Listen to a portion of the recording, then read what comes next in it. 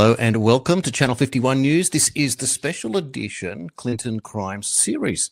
And you may have already picked up on Kathy O'Brien and her referencing of the Clintons, as we all know, and her mixing up in MK Ultra, how tremendously sad and that experience is, but to understand what we're dealing with here.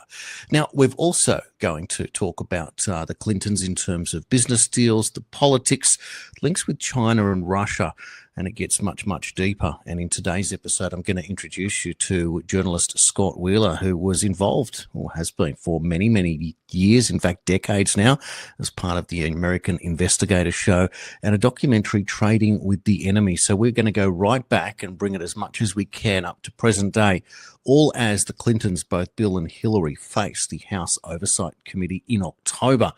And you've got President Trump now talking about a big cleanup going on around the United States, starting in D.C., but not limited to that. He's pointing the finger now at Chicago and Los Angeles in these Democrat enclaves where you believe, well, as we have seen, this aversion to criminality. Who would have thought that they'd get to this stage in the game and still think that people will support that crime is okay?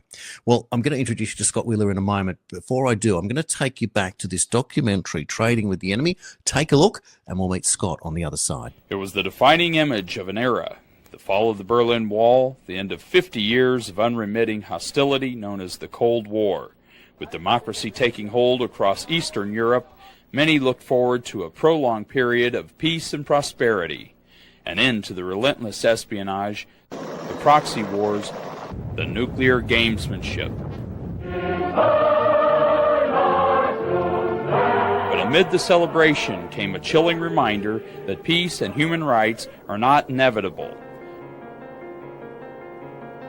Under the cover of night in Beijing, in the shadow of the Forbidden City, Chinese soldiers massacred hundreds, perhaps thousands of pro-democracy protesters in Tiananmen Square, reinforcing total Communist Party control of the world's most populous nation. 3 years later, in his campaign for the presidency, candidate Bill Clinton promised a tough line against those he then called the butchers of Beijing. In China, the president continues to coddle aging rulers with undisguised contempt for democracy, for human rights, and for the need to control the spread of dangerous weapons technologies. 8 years later, the butchers remain in power in Beijing, perched atop a nuclear and conventional arsenal that defense analysts warn poses an immediate threat to American security and to the stability of Asia. Meanwhile, the campaign rhetoric of candidate Clinton has wilted under 8 years of headlines and allegations. Gross security lapses in America's nuclear weapons labs. Millions of dollars in illegal Chinese money routed into the coffers of the president and his party. Big corporate contributors given the green light to provide sensitive technology to the Chinese military. Well, there you go. Scott Wheeler is an investigative journalist, political and national security consultant. He worked undercover to reveal internal operations of Hamas within the United States, leading to several suspects named in reports to be arrested. He also exposed a weapons of mass destruction pipeline run out of the Middle East, posing as an undercover arms dealer during his investigation in 1998 and 99.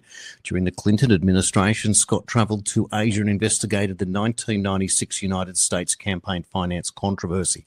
Many of his reports during this period were used in criminal prosecutions, congressional investigations and hearings, and were recognised by members of Congress as the catalysts of their investigations. Scott Wheeler, welcome to this special Channel 51 report. Good to see you. Nice to see you, Jason.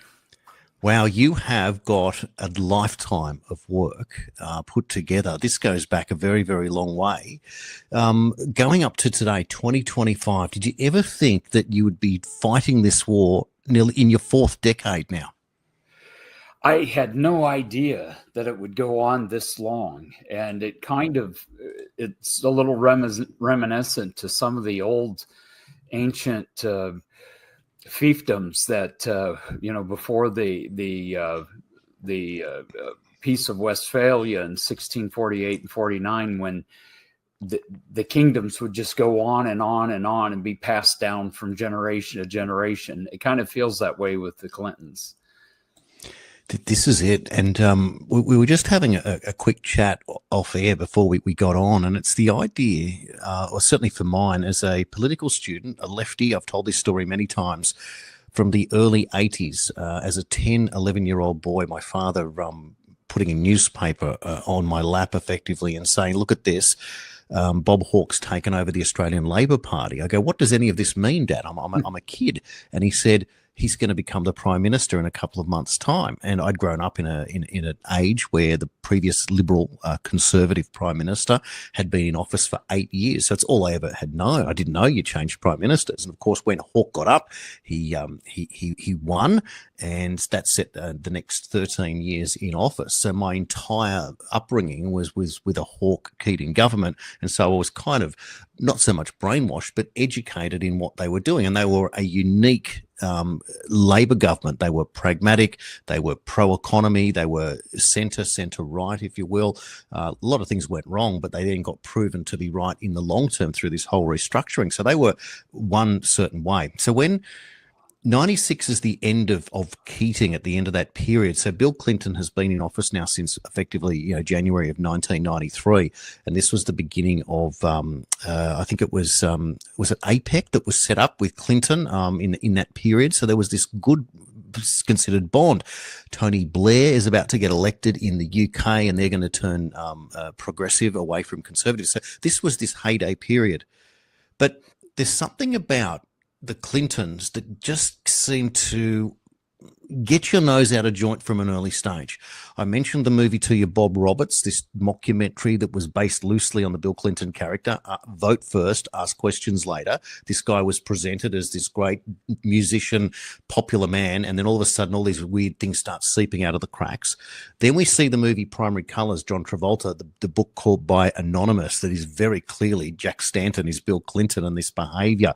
And it's quite sinister because there's all sorts of, sexual indiscretions, to say the least. That's being very kind to what we learned there in that period, and that's just the start of it.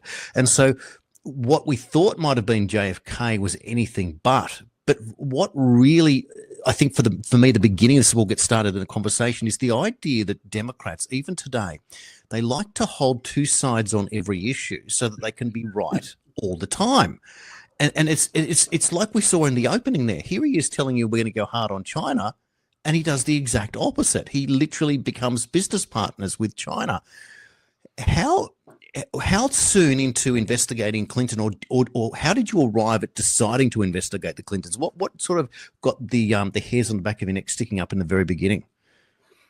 Well, my first feeling since was that I'd hoped that he was going to be, that he had clearly, by the time the 92 election had taken place, we kind of saw a lot of unsavory aspects of him, and the fact that he was a draft dodger really didn't set well with me. And he was up against, as later history would reveal, he defeated two men who volunteered to fight in a war at their youngest possible age, 17. Both Bob Dole, his 96 opponent, and H.W. Bush had to have their parents sign for them to into the war, into the military, against a guy who did everything he could to avoid serving. And actually there was some real chicanery involved in that, not as much as it actually got out. But I hoped at that moment, I said, maybe he's going to be like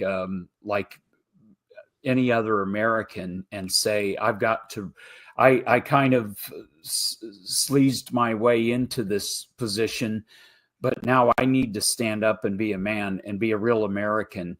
And that was my initial hope, that here was a boy that was going to say, now it's time for me to grow up and be a man and do the right thing.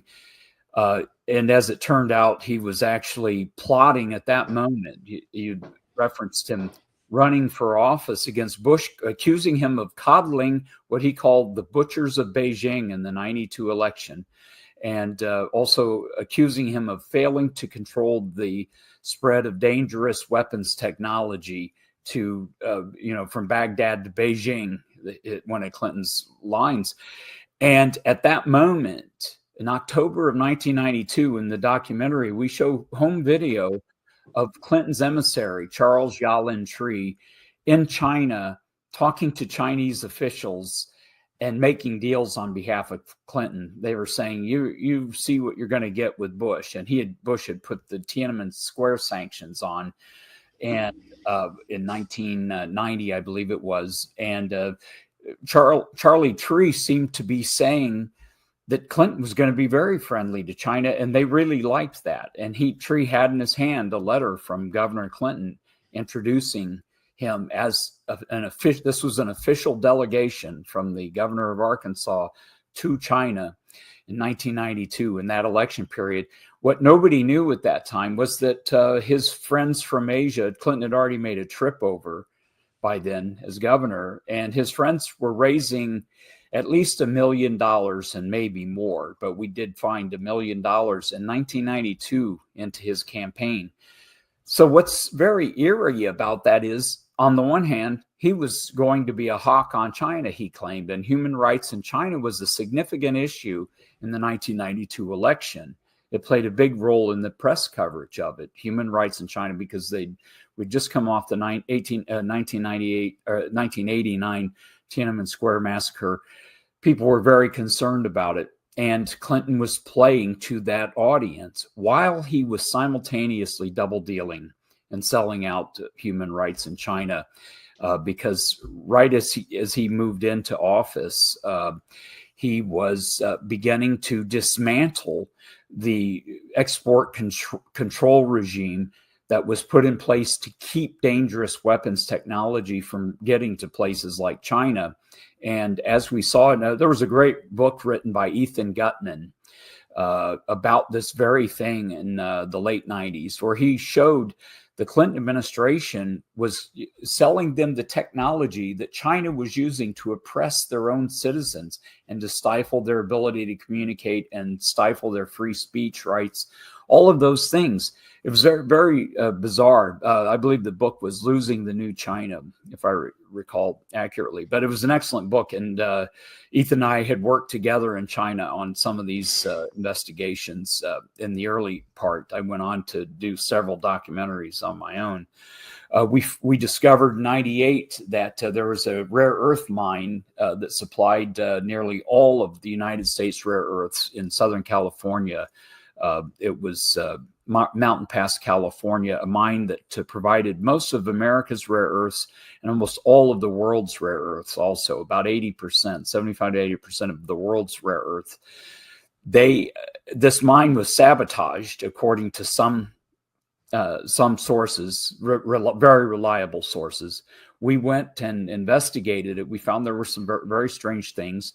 The mine was ultimately shut down by the EPA. It had been raided in 1997, I believe it was, and we arrived in early 98 to investigate. And while they were going through the process of trying to cooperate with the U.S. government agencies that were policing it, it was basically a freshwater spill in the desert, Mojave Desert. And there was a lot of political activities from Dianne Feinstein, who was a U.S. Senator from California, and some other Democrats in the U.S. legislature, in the Congress, that were trying to get this mine shut down. Seemed very odd.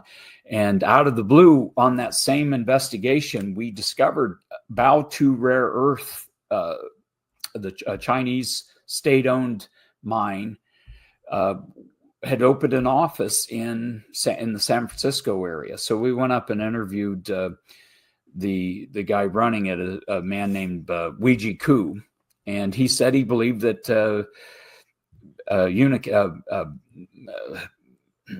the mine was called Molycorp, and he said he believed Molycorp was going to be put out of business. And he was right. And Baotou now supplies the United States with rare earths. And we've had ongoing shortages and price increases. They've cut off at significant times when we really needed rare earths. They were cutting off our rare earth supply. All of this was happening started during the Clinton administration. And it was, to everyone's surprise, to the advantage of China.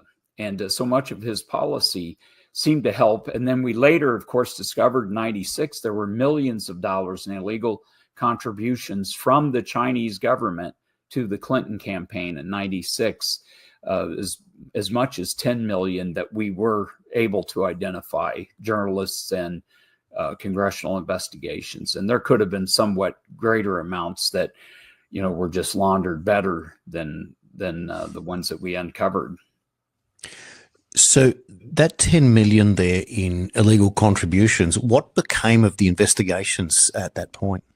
Well, surprisingly, the Republicans who, Christopher Cox, a congressman from California, Republican, and Fred Thompson, a United States senator, they basically, a lot of that information was locked up for 50 years, just sealed. No one could figure out why. I'm not alleging a conspiracy or anything like that. I think Republicans quietly, what they would say is that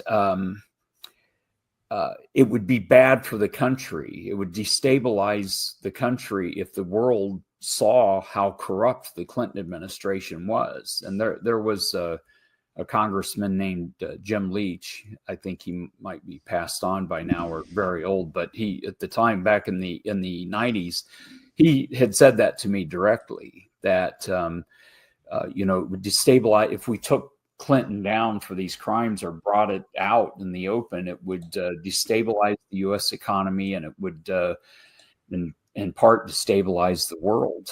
And so I think Republicans have always known, many of them have always known about the significant corruption in the Clinton apparatus, but have been somewhat fearful about taking it on. And the Clintons have enjoyed a lot of protections as a result of that. Their reputations, there was a lot of bogus information about the Clinton body count and all that. A lot of that was baloney, but the Clintons actually lived on that margin. They liked that reputation that their enemies could end up dead, because it looked conspiratorial to say it out loud on the one hand, but it also made people who had information feel very concerned.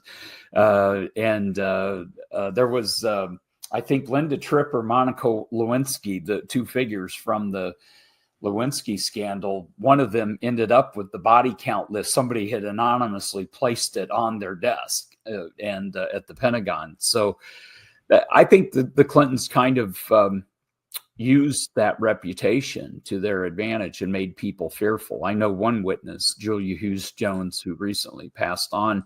She was the state treasurer of Arkansas and had been a deep confidential source for a long period of time of mine. In private, during one of the investigations, she said that she was threatened, approached. She was standing near the beach where she lived, and she had retired in Florida. And two men came up to her, and when she was about to be interviewed by the special counsel's office, and basically threatened her. And she told me about it. I cited her as an anonymous source, but talked about the events. And so I know a lot of that was going on.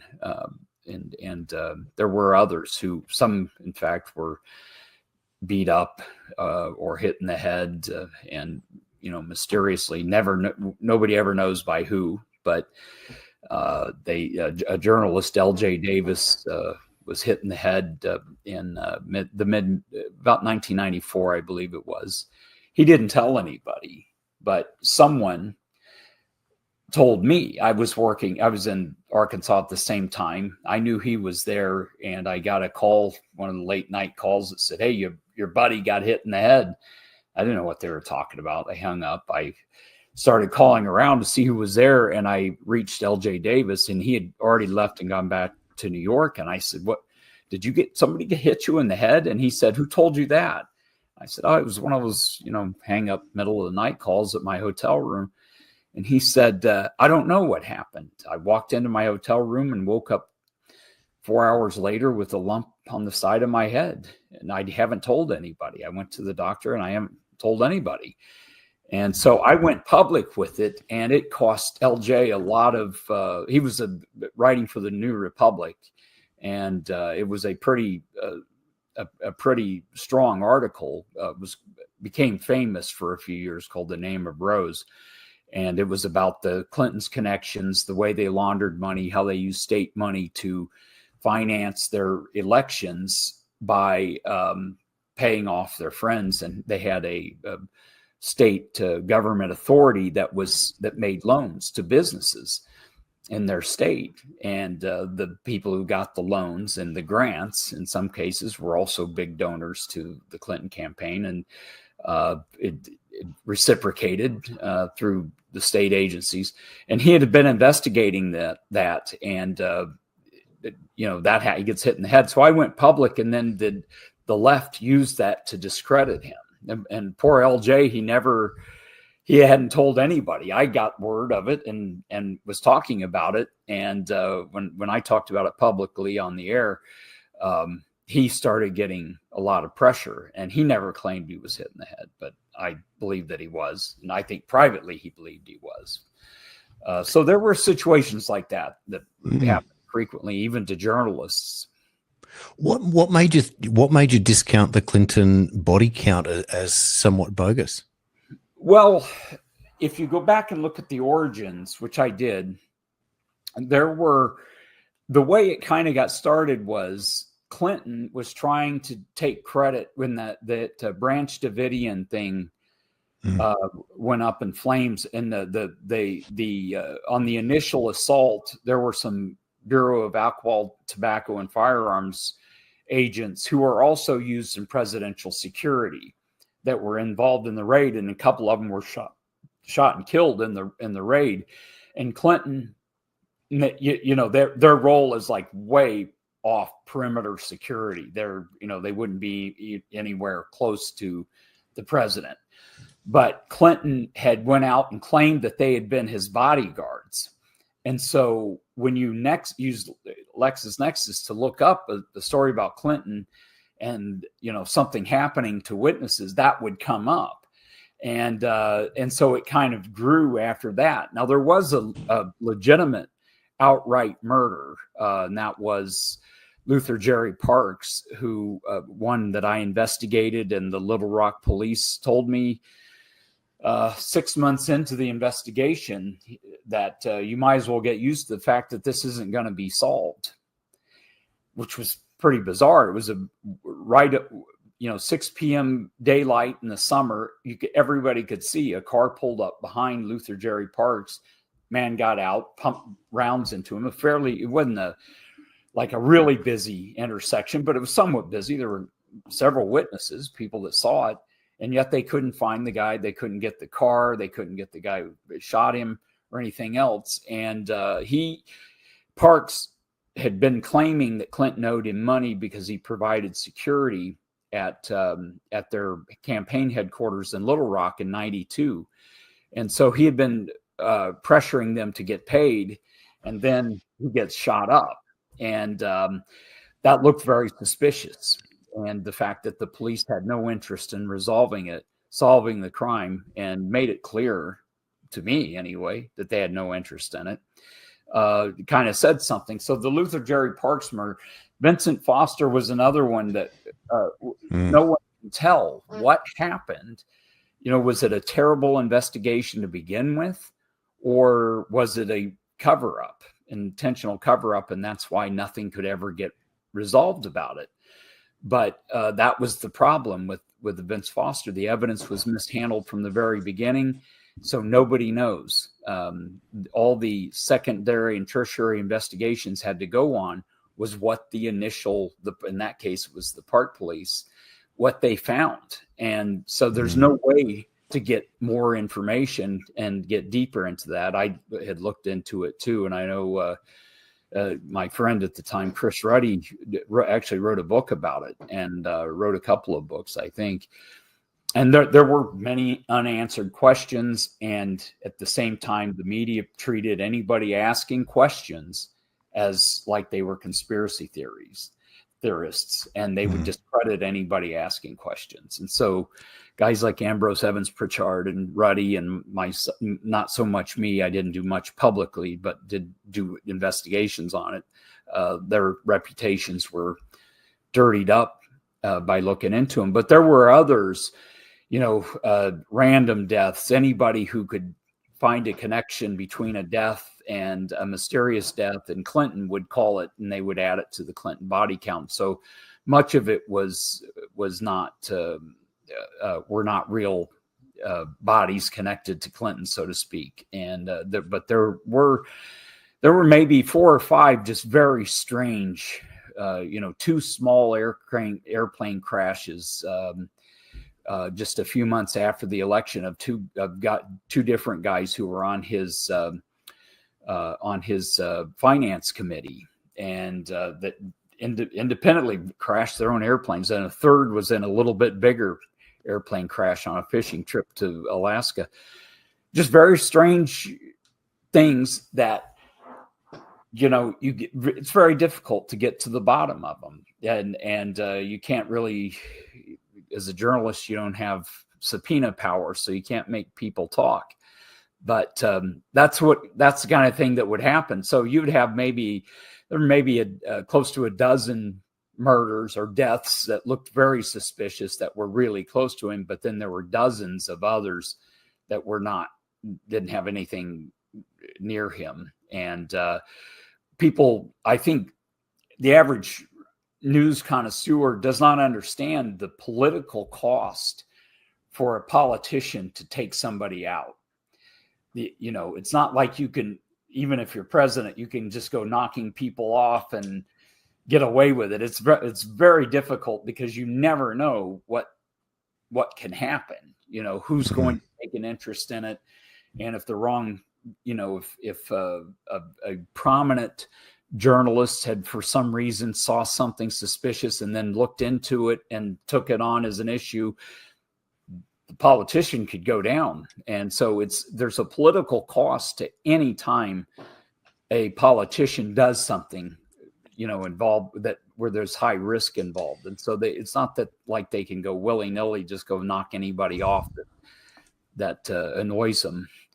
Maybe Henry VIII used to. However, as you described there is that very fortunate deterrent that came out with just the association and the very much grey area around Vince Foster and Luther Jerry Parks there. That's extraordinary information, Scott. I'm wondering where the actual power comes from. Like, if the Clintons, he was Bill Clinton, the governor of Arkansas before he becomes president of the United States, but he seems to be very well connected, and he has this relationship with H.W. Bush before he's even really known. There's that famous photograph alongside Bush, Clinton, and George Wallace, and you're wondering how they became friendly at that stage. Some said that his relationship with Bill Clinton was better than his own with George W. Bush. Where does this connection come from? Was he perhaps earmarked? Was Bill Clinton a CIA asset at some stage? His relationship with Hillary during the university days is also an odd one, and Hillary is another character that we may or may not touch on.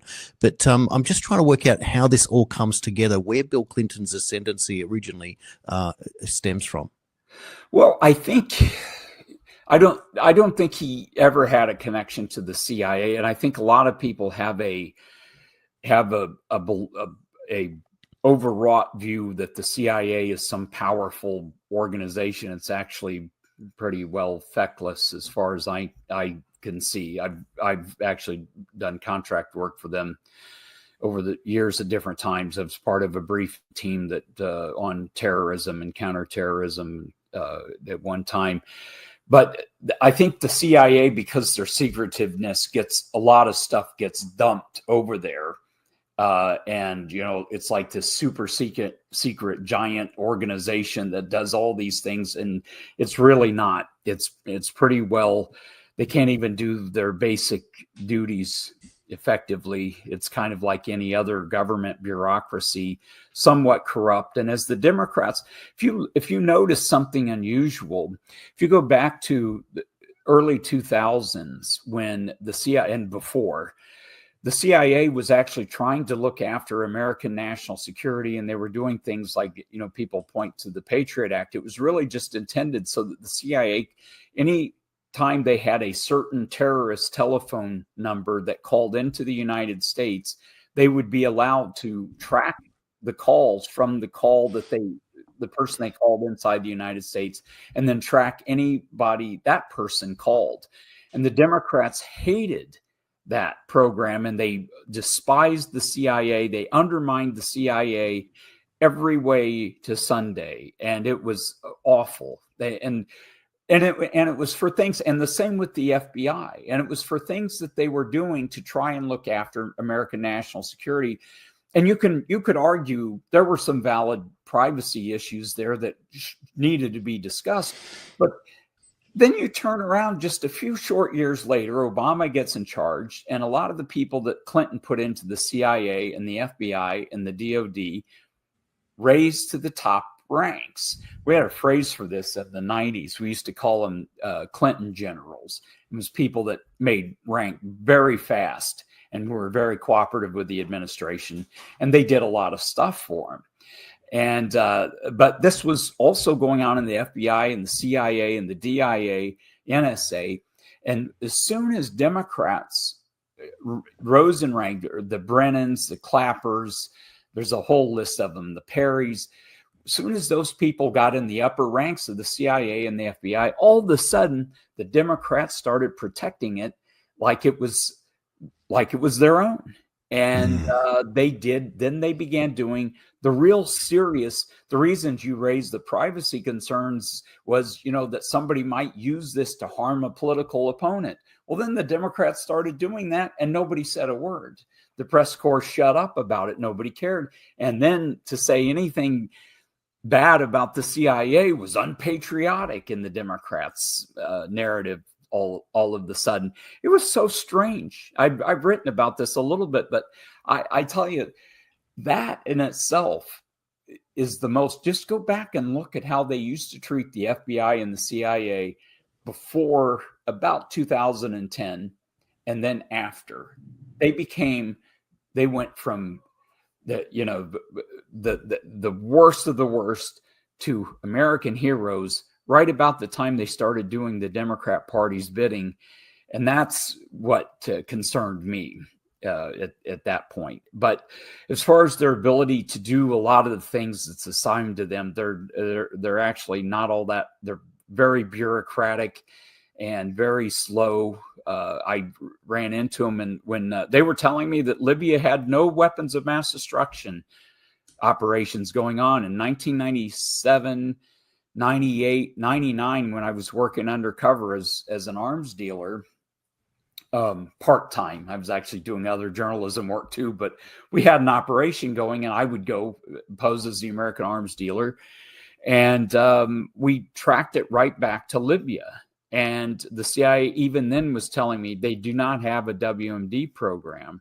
And we actually produced the documentary. It's called the Gunrunner Suite. You can actually see a lot of the operation and how we uncovered it, and some of the undercover footage too of me wearing a wire, and we got to the main person, to some of the Libyans. So it was clear that it was Libya. Then in 2003, Gaddafi declares he gets nervous about the invasion of Iraq. He starts thinking they might be coming for me next, perhaps because of our reporting.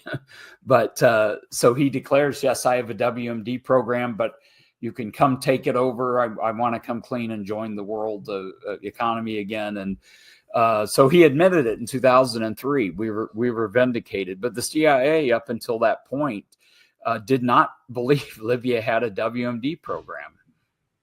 It's an unbelievable situation, isn't it, that it takes that level of reporting to be able to do it. And then, of course, history, fast forward another decade or so, and then there's that famous quote from Hillary Clinton, we came, we saw, we got him, and she takes him out. at that point.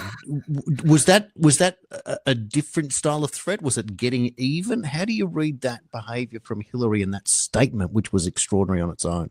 I think it was a power trip for her. Now, remember, at this point, Gaddafi was trying to make reparations for the Pan Am 103 bombing. We had all kinds of sanctions on him.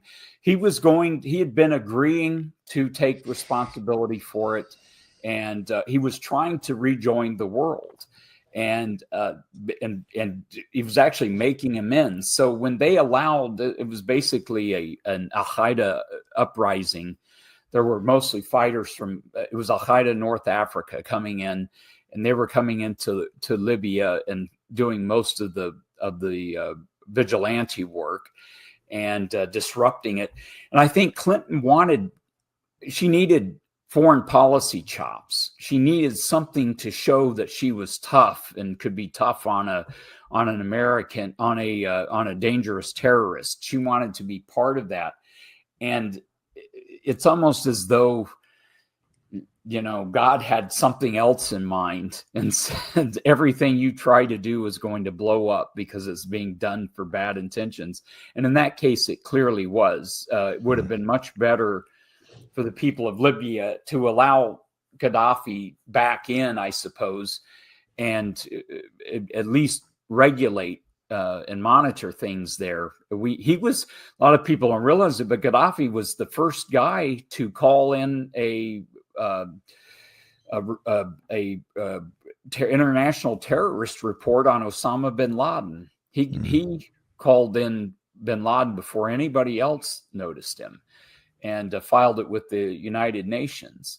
And so he was not like a terrorist state. He was on our terrorist state list, but he was not dangerous. He wasn't a threat, and he could have become very helpful had we played him the right way at that point, once he agreed to rejoin the world, the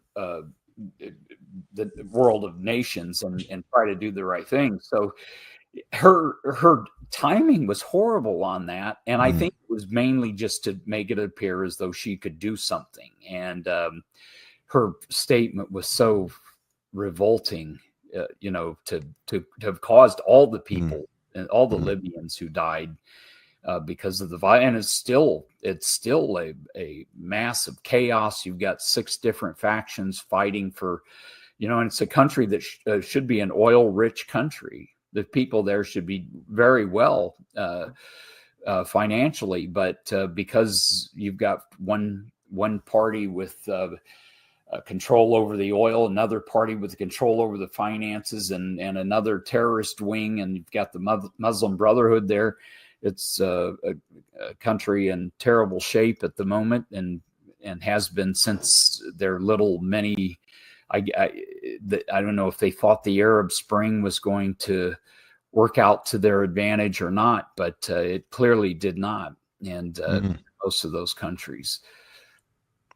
Now, you mentioned CIA and the sloppiness, if you will. You did have occasion to interview CIA director, the first one in the Bill Clinton administration, James Woolsey. Where does he fit in your understanding of how they operate? What type of operator was he? He was a surprising pick for Clinton, kind of a risky pick. Maybe he thought that Woolsey would play ball, would fall in line like others do. But Woolsey did not. And although after he left and he was kind of forced out by Clinton, after he left, he was very quiet and did not talk much about what he saw on the inside. And I had interviewed him, I think, twice before the interview that appears in the Trading with the Enemy documentary. And so I knew, I kind of had gotten used to how to talk to him. And so I had said, the first couple of times I would bring up tech transfers to China, he would say, I'm not going to talk about that. So in the third interview, the third time we sat down, I took kind of a Socratic approach. And I said, were you aware that China was proliferating? And he said, oh, of course. During your tenure as CIA director, were you aware that China was proliferating? Oh, certainly. China's been engaged in a proliferation of ballistic missile technology and some other nuclear technologies for some time. What was President Clinton's reaction to that?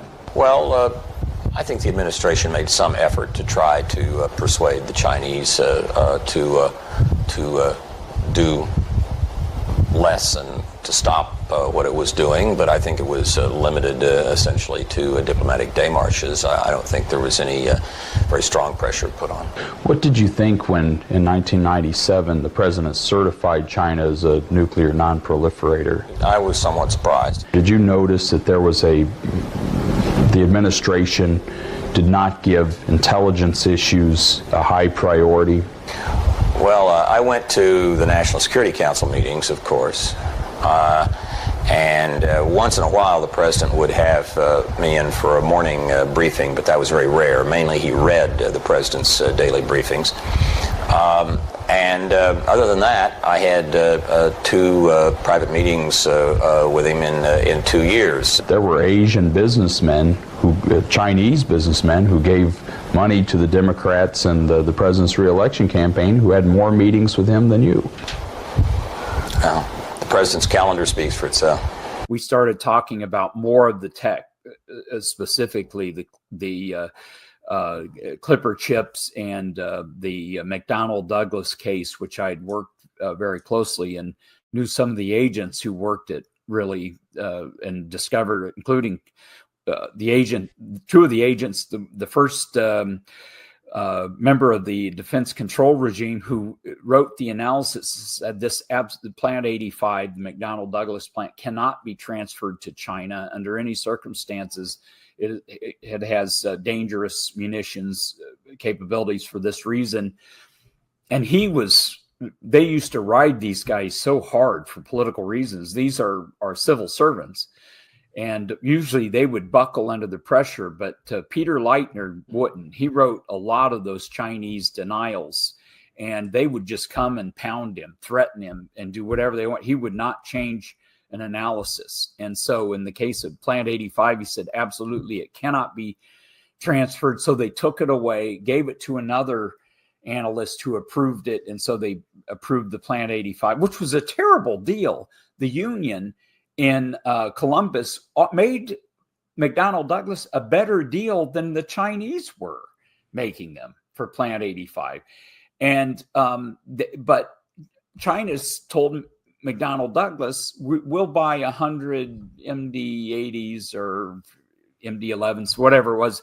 They promised to buy a bunch of commercial aircraft if they would make this deal go. And so they paid a lot of money to grease the skids.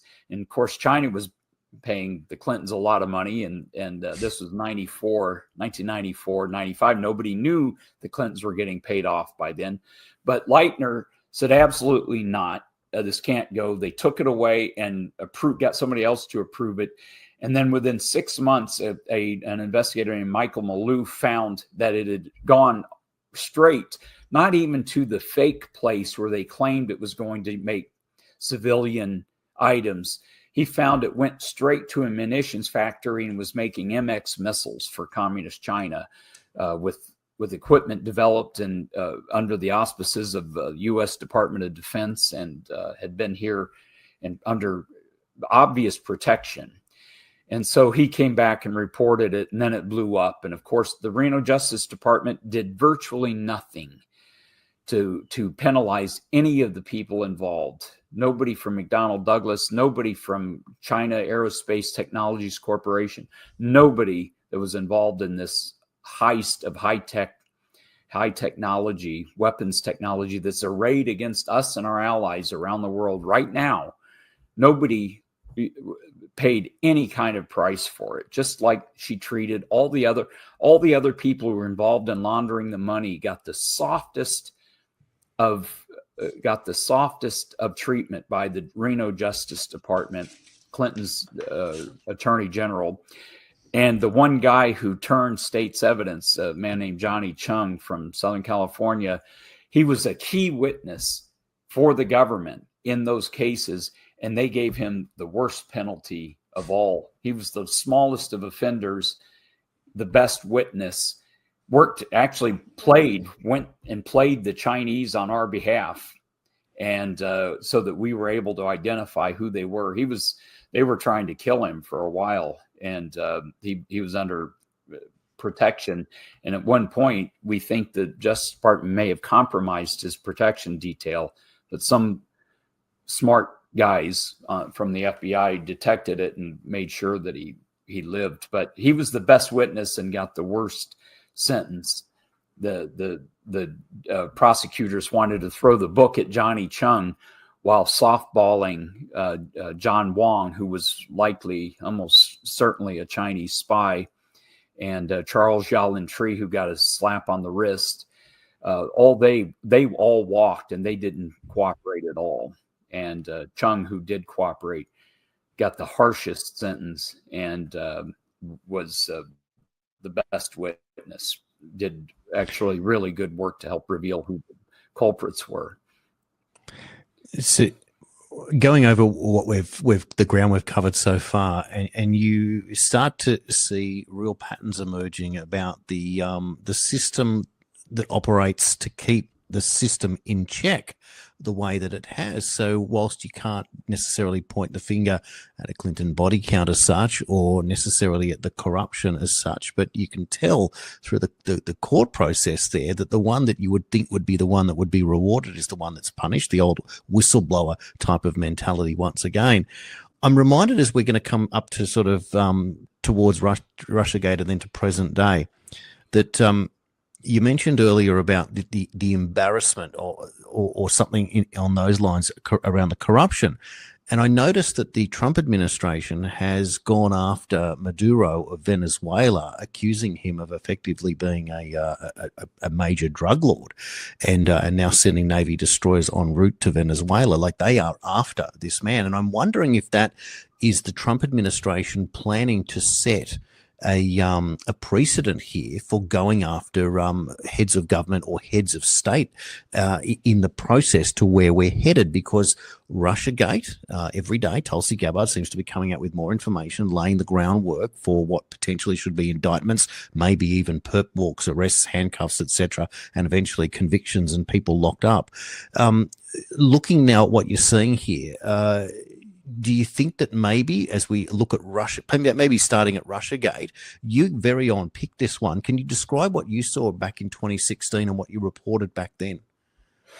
Well, you make an excellent point about his approach to Maduro when he nailed him as called him a narco-terrorist and a criminal, U.S. criminal, so that your observation on that, hadn't even hit me until you said that.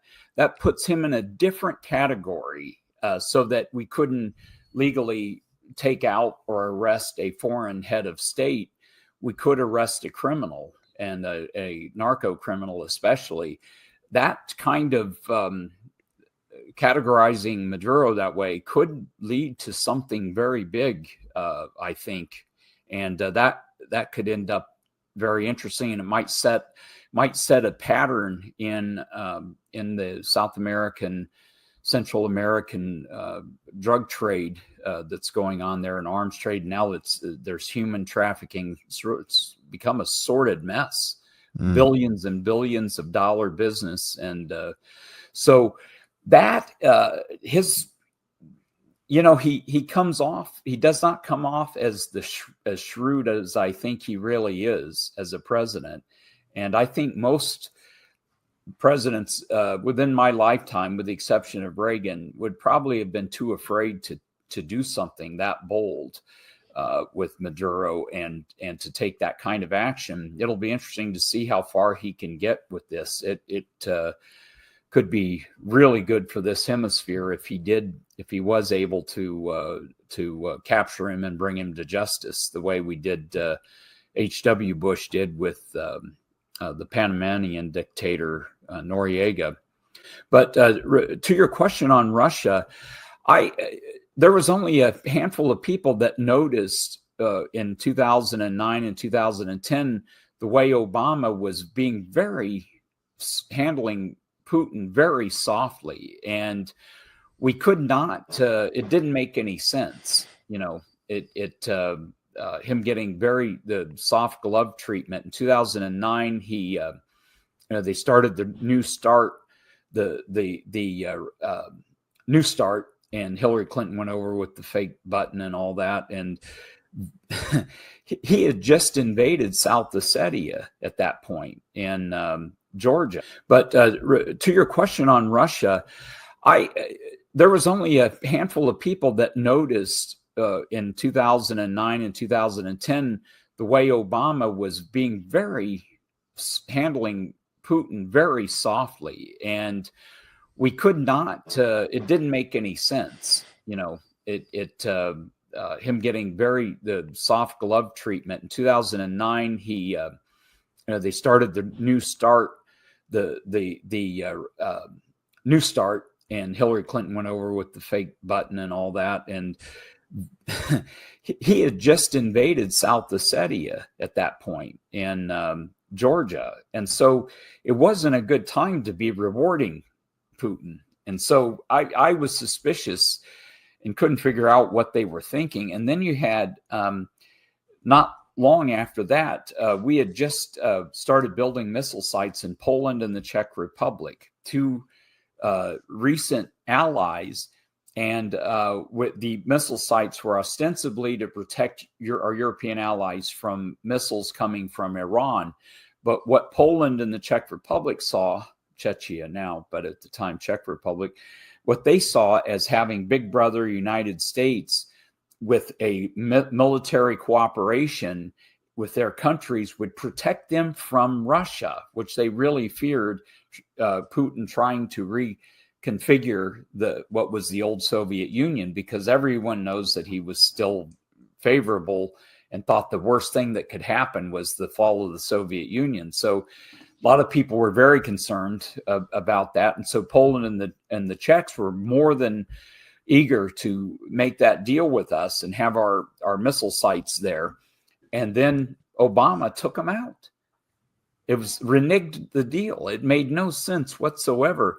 And then not long after that, the FBI rolled up a 10-member espionage cell, 10 spies working in a sleeper cell.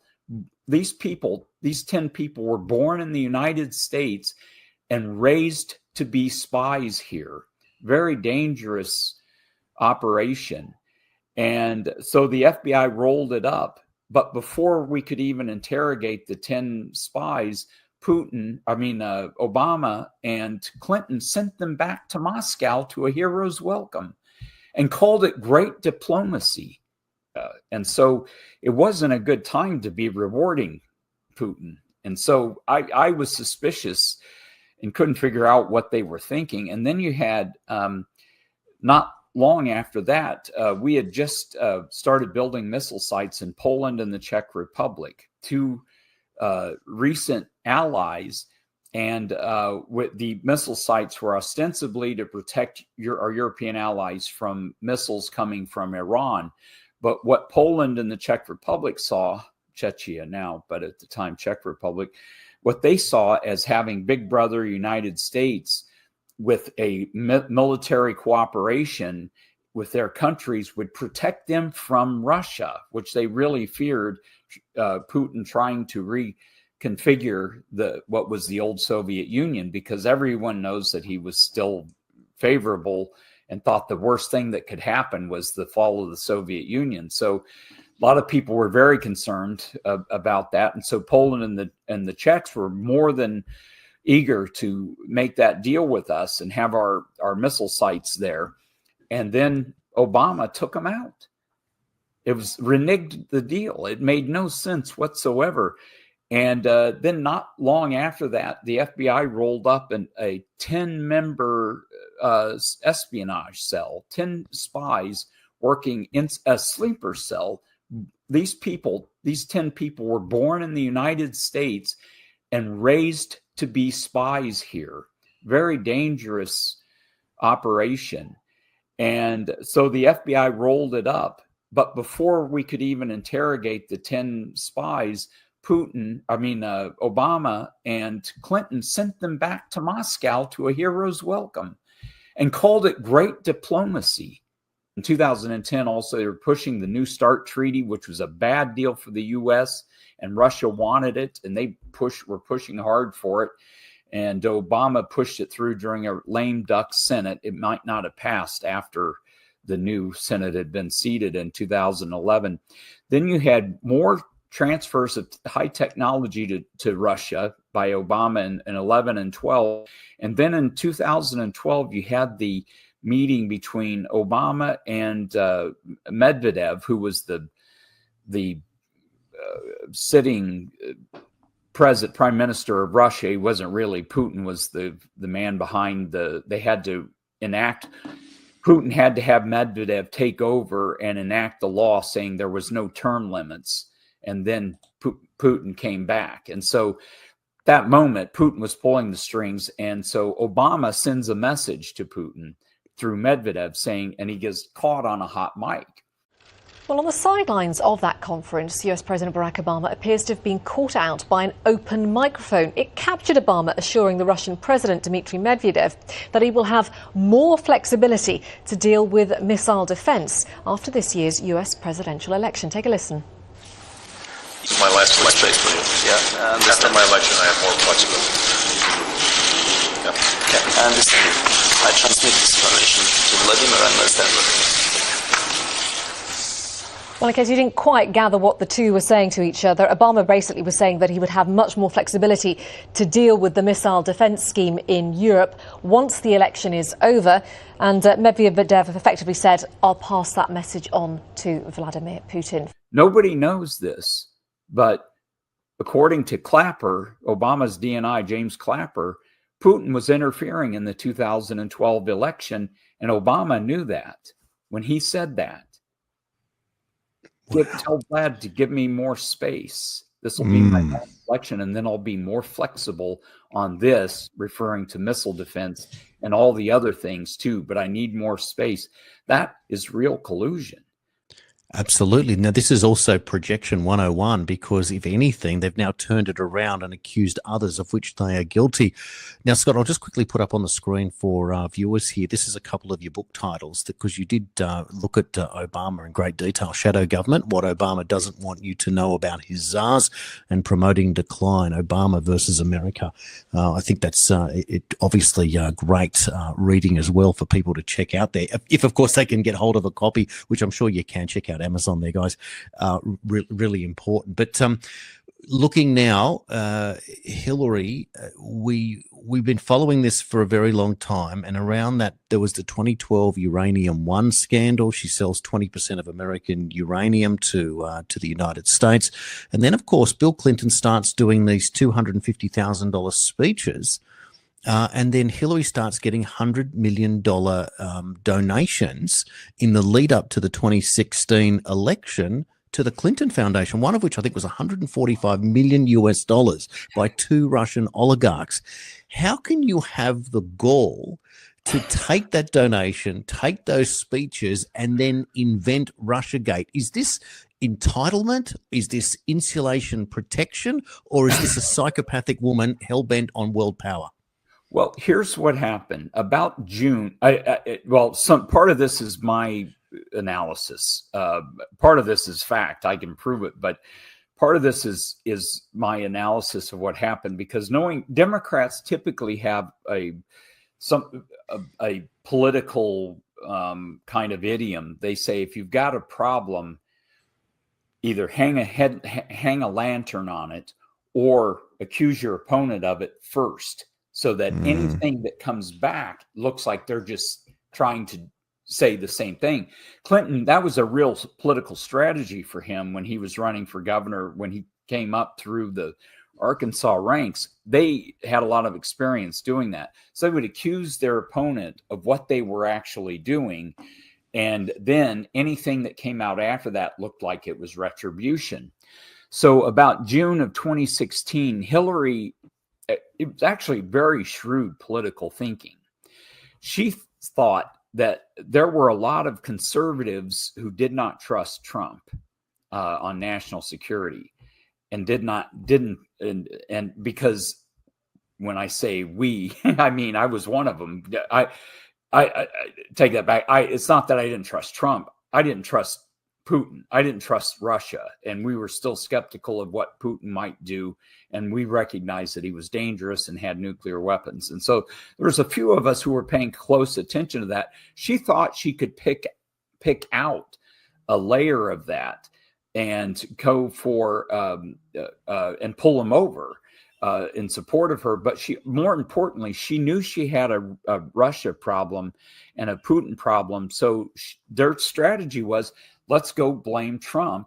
And Trump just kind of stumbled into it, saying they kind of tricked him even by saying, he doesn't know Vladimir Putin. How's he going to stand toe to toe? Oh, I know Putin. I've met Putin. We got along great. They met not in person, but in a green room. Putin was in a green room on some network, and Trump was in the same green room, and they were talking to one another. That's what Trump was talking about. So Trump kind of took the bait, and he goes right in saying, oh, I can deal with Putin. And so then they come out and accuse him of colluding with Putin, which of course was like a humongous joke, because to me, I'm thinking, you've got to be kidding. After 8 years of Obama and Clinton, 4 years of Clinton, why in the world would he want anybody but Clinton in there? Not to mention the fact that they had been had those close relations. They were hiring Clinton to come over and speak. And so it was clearly a ruse. And so about October, when it started getting, the media played right along. None of them, apart from me, actually went and looked at Hillary's history with Putin and saw that they were good friends, and that there was no distrust there. And nobody else did. Everybody else played along with what the Democrats wanted. So about October of 2016, right before the election, I wrote for Forbes a piece that laid out the case, what Obama and Clinton had done for Putin. And there was no way that Putin would want anybody but Hillary to be in to win that 2016 election. And they were sure that she was going to. And so they as it turns out, Gabbard, the CIA picked up that they had a blackmail file prepared for her, and they were ready to go weaken her she was already playing Putin's game. She wanted to shut down oil production in the United States, which is great for Putin, because Russia's about 35% of their economy is oil exports. So what the policy she was promising just on itself would have been great for Russia, shutting down American oil production. And Trump was saying the opposite. We're going to, and ultimately did, made us oil independent in his first term. That hurt Russia, not helped Putin in any way. They are an oil economy, and there used to be an old saw in the intelligence community. They'd refer to Russia as a gas station with nuclear weapons, because that's what basically it was. They had no other real production. Their agriculture was stuff that we were taking over and teaching them how to farm. They owed their existence really to American corporations who were trying to do business there. And Putin took it well into, if Yeltsin had been able to continue, it would have been a different scenario. Putin took over, blackmailed his way into the prime minister's position and has managed to hang on to it, because he's very brutal, violent, and dangerous. But that's really the first shell, I think, and that was in October of 2016. I pointed out there's no way he could want anybody but Hillary.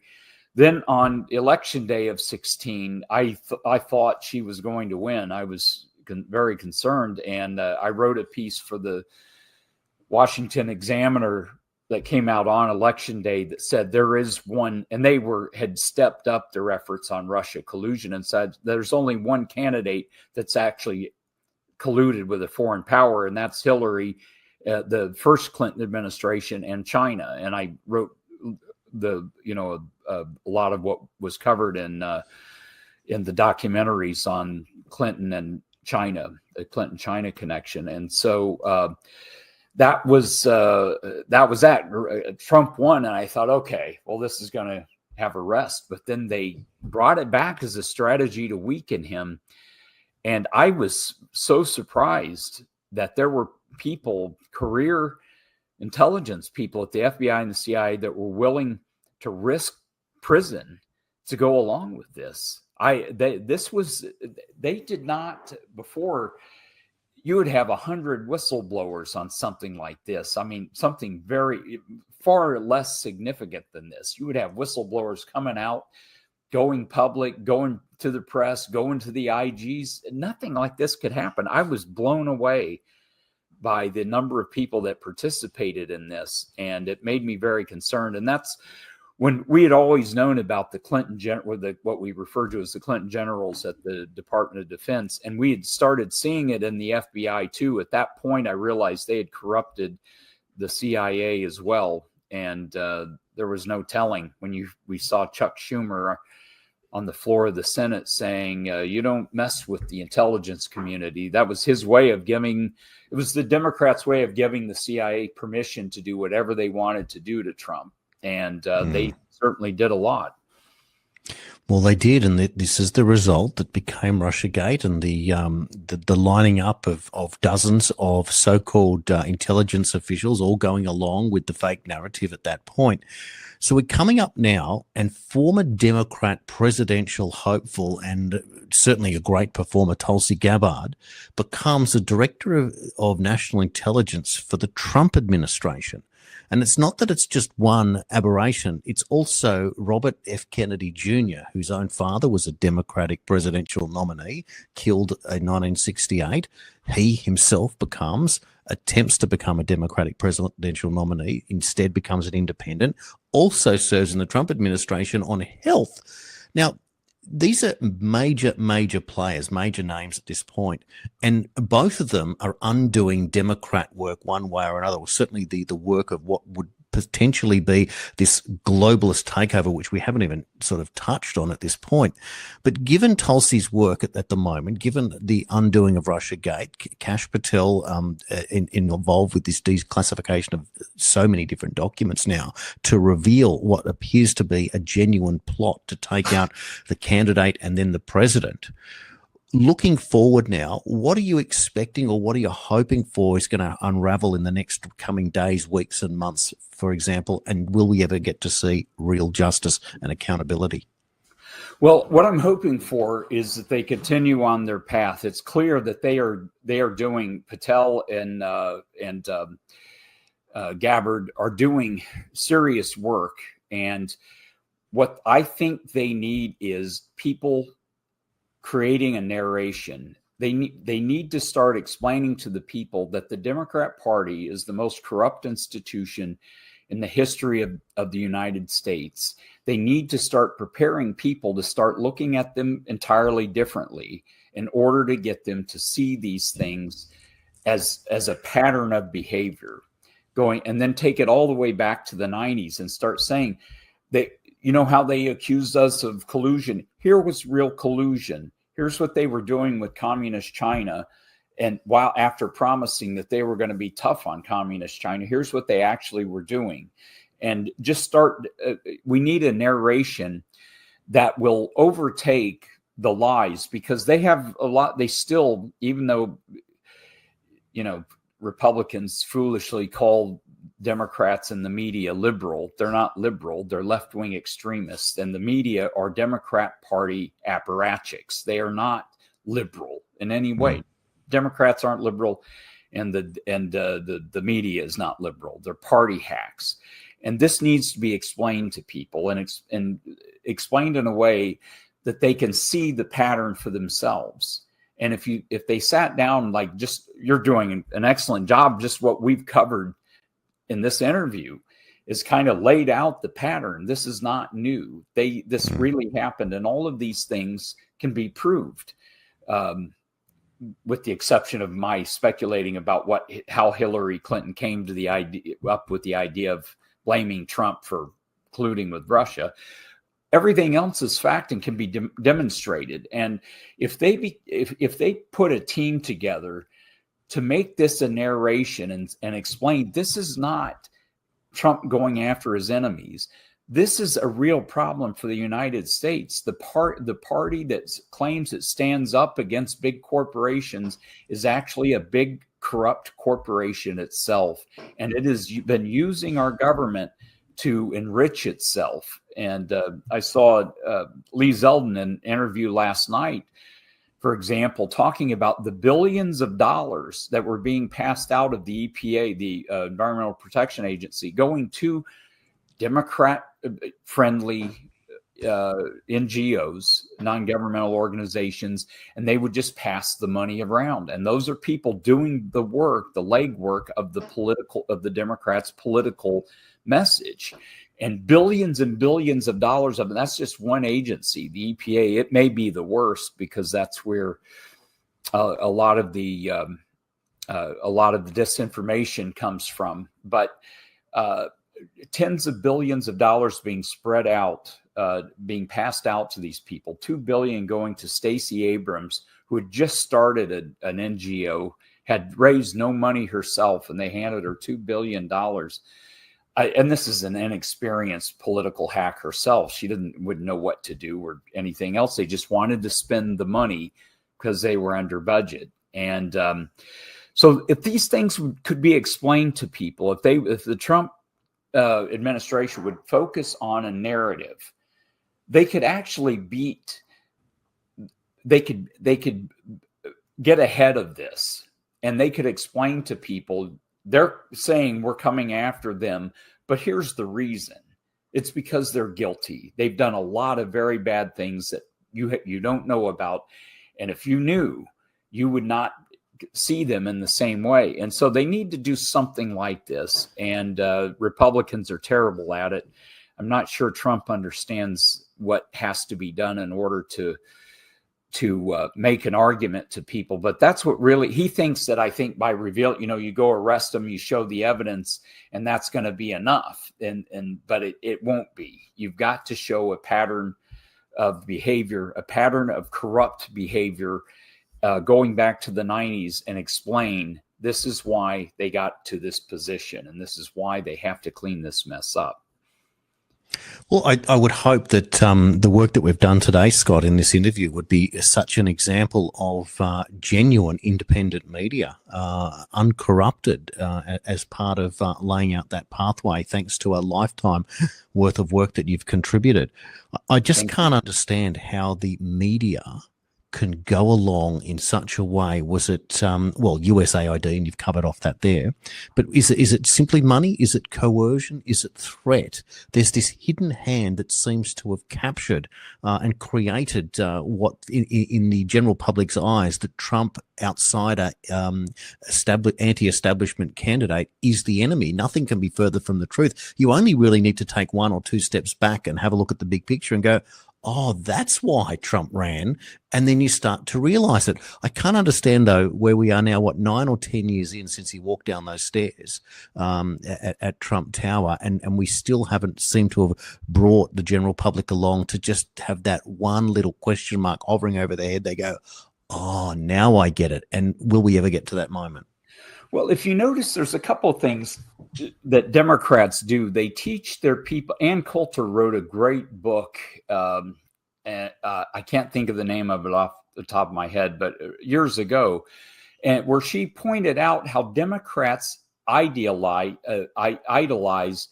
their political leaders, and they teach them to hate their opposition. So it's not something, with H.W. Bush, it was, he was born with a silver spoon in his mouth. He's a rich kid. And then then W. Bush was daddy's boy. And they would teach their people to hate them based on something, and just as they've done with Trump.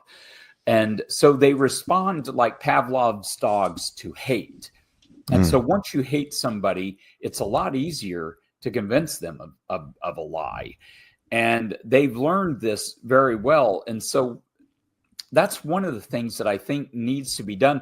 For example, what most people, they say that media has been after Trump since he came down the escalator. That's not true. from the time he entered the race until he secured the nomination in 2016, the media loved Trump. He had more favorable coverage than any other Republican candidate in history. That's and true. He was calling in MSNBC almost every morning during that time. And then once he secured the nomination, boom, they flipped on him. And it's because Hillary Clinton wanted to run against Trump. They thought he was the weakest candidate. They knew she had a lot of negatives. Her negatives were very high. They wanted to run against Trump. And so I am the last guy to talk about conspiracies, but how did the media know, at what moment to turn? But they did just suddenly, once he secured the nomination, they flipped on him, and just such a crazy way too. And then they've been against him ever since, of course, supporting the indictments, supporting the anything that the Democrat prosecutors could come up with, despite the fact that they were running on this idea of Letitia James, the New York State Attorney General, ran. I'm going to indict him. I'm going after him for what? She had to go find laws to indict him on. Doesn't that trigger anybody's alarm and say, wait a minute, that doesn't seem right? And yet there it is. But they taught people to hate. So they hate Trump, get him in any way you can. And that's how it looks like it's going. It is interesting, isn't it? Because they somehow make as you said, their political leaders on a pedestal like they are godlike figures, and yet they reject religion for this whole atheistic approach. And I think it was Mark Morano who said, the religion of woke is kind of the belief structure, almost as if God doesn't look after everyone, but we do. We are better than that. And through our redistribution of income and our unlimited USAID funds, we can fund absolutely everything into total control. And then you arrive at groupthink, and anyone who dare question is excluded from their own DEI policy that they create that you must comply with. And that's what I mean by this ridiculous hypocrisy. You will do as I say and do it my way, or you are out. But it is a process that if you do go along with this, well, you can have whatever you want, and such is the level of hypocrisy there. It's unbelievable. Now we've gone into the second hour, and it's something that we could talk about for a very, very long time. But Scott, it's hard when you think about it to cover a lifetime's worth of work coming to this point and trying to summarize it in 60 minutes or so in how we're doing it. But we are certainly at a time in history now that the big questions are being asked. Tulsi Gabbard is trying to deliver narratives almost on a daily basis in terms of the releasing of that information. And we watch with great bated breath to see or hear if there will certainly be indictments. I know that Rudy Giuliani has been quoted again talking about this entire conspiracy, one in all in, RICO. And I do wonder how this may eventually result in some form of outcome. But we can't go along any longer the way we are. And I feel like that if Trump does not get the results of these people being finally held to account, Letitia James now with this mortgage fraud, like Adam Schiff claiming 2 primary places of residence to get a cheaper interest rate. Could you believe that could be something that would disqualify these people from office? It's just unbelievable. But yet here we are. And I tell you what, it has to be locked up before the midterms and that people see what's going on. Otherwise, they will probably find that they lose control at that point. And by 2029, if these people aren't dealt with, you wouldn't want to have Trump as your surname, because the vengeance that would go after Trump and his associates by then would mean that your life wouldn't be worth living. And I know that Trump didn't get in this to lose. His name is Trump after all. And I just feel that an air of confidence at this stage that things are going in the right direction. Given that, and I suppose we'll conclude on this one, do you feel, I mean, you've been looking at this for longer than anyone. Do you feel confident that we can come out to a new age after this, or is there a whole lot of grind and you're not necessarily as hopeful? Well, it's going to be difficult, but I think it's possible. And if they're able to put together this story and tell it explain it to the American people and show that it goes back a long way, that this isn't petty tit for tat. It's real serious corruption, and it's a machine. Then there's a really good chance that people will wake up and they'll demand, or if somebody would start a serious, just run independent candidates in some of these gerrymandered districts where only Democrats can win and run against the corruption, then you could get enough support, but it's going to have to be something like that.